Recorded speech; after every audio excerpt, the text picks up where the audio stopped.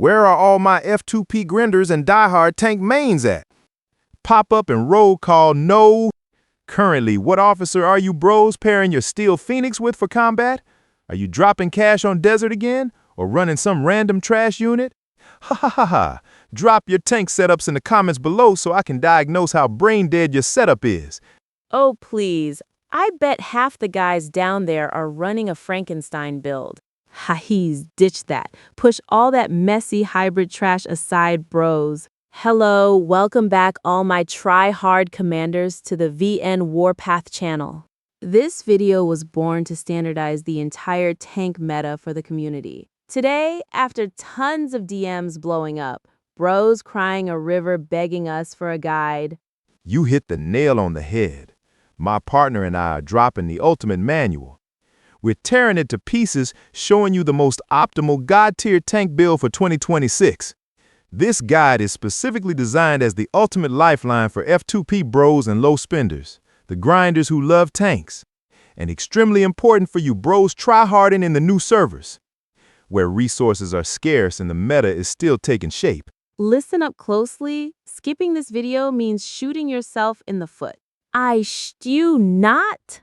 After watching, if you find this clip engaging and the call-out spot on, don't hold back a like, a subscribe, and share it to your clan to save your homies who are currently playing like clueless scrubs. Ready? 1, 2, 3, let's get it. Like, share, subscribe now. Mwah!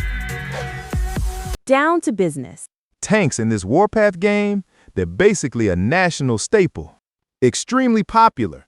Every house, every player runs tanks because they're easy to play, high reward, mobile, and brutal AF. The tank community is arguably the biggest in the server. True, it's crowded all right. But just because it's crowded doesn't mean everyone's playing smart. Haha, pardon me bros for a quick 30-second ad. Right now, we're optimizing top-up packages, hoarding resources and diamonds to prevent waste for you bros with itchy gotcha hands. Specializing in diagnosing acts and helping the community snag the most cost-effective top-up deals. The absolute cheapest set, but brings roof-shattering efficiency. Our services guarantee the best deals on the market, always undercutting everyone. And our reputation is 100% covered. Any bro hesitating? Seeing your act getting screwed, losing every fight, needing a resource pump prepping for a top race. Just inbox us immediately. The info is right down in the description. Phwee! This anniversary is dropping a metric ton of tank skins, bros. Packed with juicy buffs, missing out is your loss. Why the hell wouldn't you try it? All right, let's cut the filler trash. Roll up your sleeves, put your brains in, and let's dive straight into the tank meta. First off, I must crush an extremely outdated and delusional mindset held by a lot of bros right now. Why does this guide only teach you bros to build a twat tank setup? Why not 3?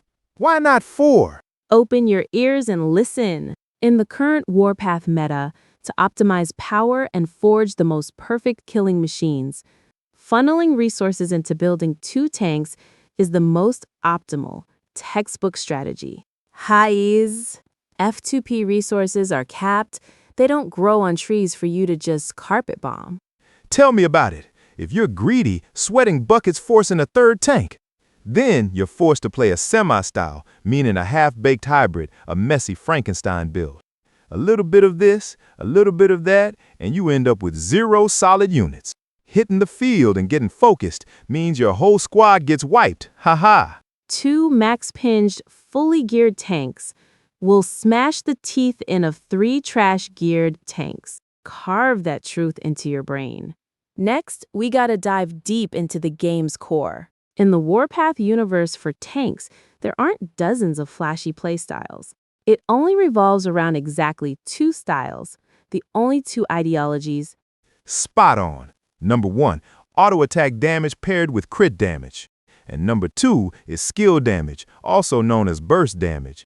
The game strictly revolves around those 2 categories, nothing complex, and this rule applies to all unit types. From light tanks to MBT main battle tanks or even Healy choppers, So, understanding this core principle means you already hold half the game in your hands. Now, we're gonna tear apart the first style, the most popular and satisfying ideology to grind. The auto attack damage paired with crit damage style. What makes this style so brutal? It heavily leans on you standing your ground, unloading basic auto attacks. But every bullet flying out stacks that crit rate, creating an extremely consistent DPS output, insanely bursty, and shreds armor brutally over time. The enemy just watches their HP bar melt and has zero clue why. Ha ha! So who's the brightest candidate, the undisputed god-tier name that never drops out of the meta for this style? Obviously, no debate needed. It's Steel Phoenix. Exactly.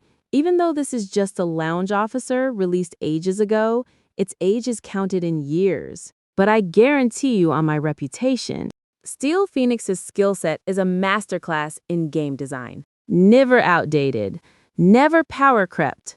If you're committed to walking the tank path, Steel Phoenix is a must-have. Mandatory in your lineup. The damage output is massive, perfect offense and defense. But the question is, who do we pair with Steel Phoenix to create the ultimate duo right now? Oh, this is where a lot of casual YouTube viewers get baited by noobs. Huffing copium, thinking you gotta pair it with Desert. Trash that mindset of lounge officers automatically being better. Desert is indeed a crit damage-focused officer, but it's an absolute scam. To awaken that Desert, you'll be burning a pile of cash? For F2P grinders or low spenders, I absolutely forbid it. I would never recommend you bros touching Desert. Why? Because through dozens of fiery combat tests, I've proven it with hard data. This $1 million Desert actually gets out-damaged, crushed, and loses to the basic officer Haymaker. Why the hell would you invest in a money-hungry officer that loses to a free unit? Literal garbage. Therefore, if you're broke, the perfect alternative, cheap but juicy and god tier for new servers is pairing Steel Phoenix with Haymaker or Lady Shadow. Just 2 free officers, bros. Haymaker needs no introduction. Solid skill set, packs extra crit, and even reduces damage resist. Helps you optimize your damage output immensely. And don't look down on Lady Shadow. Her skill set is insanely OP and versatile. Spot on. You can jam her into any lineup, any playstyle. From shirtless infantry to armored tanks or long barrel arty, she carries the team hard. Lady Shadow's brokenness lies in her skill 3. Stride up buffs 30% auto attack damage. 30% auto attack damage, bro. Every punch dents a skull. That's not all. She also bonuses, buffing you an extra 20% skill damage. Terrifying, right? Versatile, violent, easy to build. Lady Shadow is true love for new servers. Highs. Back to Steel Phoenix. A lot of bros keep complaining. Bro, I don't have enough statues to awaken Phoenix. I'm screwed. Bullshit. Whoever told you Phoenix needs awakening to be playable has a massive skill issue. Steel Phoenix by herself is already a monster without awakening. F2P bros can totally build her evenly. Leveling skills at a 4-4-4-4 ratio is more than enough to drag her onto the map for a slaughter. A 4-4-4 Steel Phoenix is still 10,000 times stronger than all those other trash-free officers combined. Because her core skill set is just that busted. Especially, you must focus heavily on her special skill. This is the skill that buffs a massive 15% crit rate for auto attacks. Hearing 15% rate already feels good, right? But here's her nastiest hidden passive. Buffs crit damage by another 50%. Meaning normally when your troops crit, it multiplies 150% damage, but with Phoenix in there, it jumps to 200% damage. Damage pops off huge. Every shot makes the enemy piss their pants. All right, the main officer is done. Now let's build the sub-skills for the Phoenix plus Haymaker duo first. Playing the auto-attack crit style requires a clear mindset. Learn full auto-attack damage boosting skills. Top priority is you gotta loot Svalin's skill. Adds 30% auto-attack damage. Too basic, too brutal, no debate needed. Next, if you bros have a bit more budget or get lucky on pulls. Then try your best to learn Madam's skill 2 in open field brawling. It boosts damage intensity by a whopping 35%. I mean, playing tanks and not open field brawling. Are you planning on just defending your base? Previously, a lot of people voted for Wings of Wanderlust's skill. But you can't compare 25% auto attack with Madame's 35% total intensity. But if you don't have it, no worries. Just use Lady Shadow's skill 3 that I just mentioned. 30% auto attack plus 20% skill. Jamming that in is already way too OP. What about the final skill slot for this tank squad?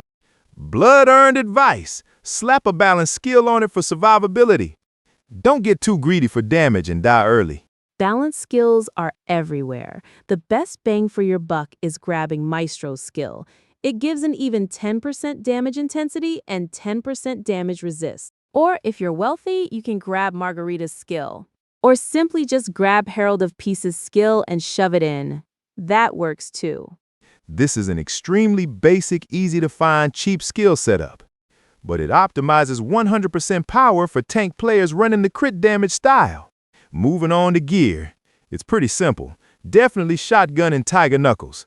I gotta say, it's literally like giving a tiger wings. These tiger knuckles are insanely good for crit tanks. Let's switch to the second plate. The ideology for bros with heavy mechanics dancing in and out of combat. Loving micromanagement, meaning your hand speed gotta be absolute magic. The skill damage style, skill damage, or burst damage.